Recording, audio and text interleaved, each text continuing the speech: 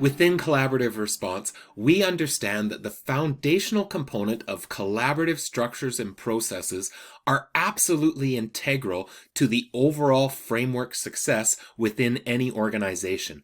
How we go about layering our teams to be able to respond to the needs of students is really critical, and within those layers, we need to ensure that we have an intentionally developed agenda and notes document that is helping to support the conversations happening within those layers.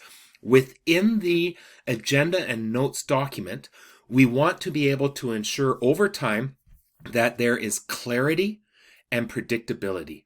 Clarity in understanding that when we come together, we know exactly what it is that we are doing within that time and how we will engage and focus upon our work.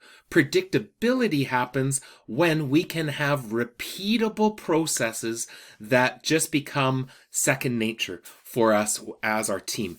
Clarity and predictability matter a lot. So there are really 5 things that we need to attend to when developing intentional notes, agenda and notes documents at every layer of team within our school. The first is being able to articulate what is the purpose of this meeting.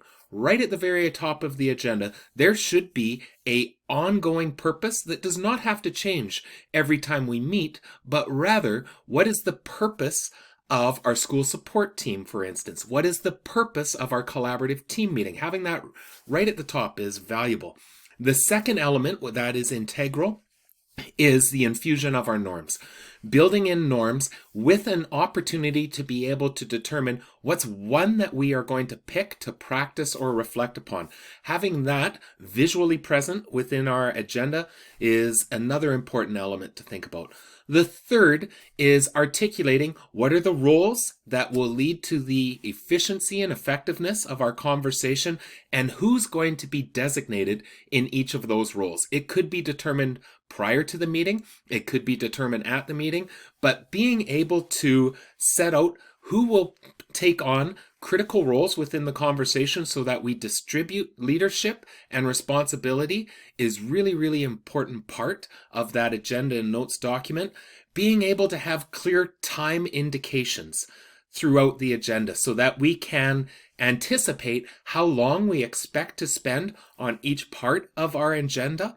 That gives us a really clear guide to be able to just, again, ensure productivity and clarity as we're moving through. And then finally, have we intentionally infused spaces for action within that agenda so that it is clearly expected that we will be assigning action, that we are being solutions focused and action oriented, and we'll determine who's responsible and a timeline throughout the agenda as well.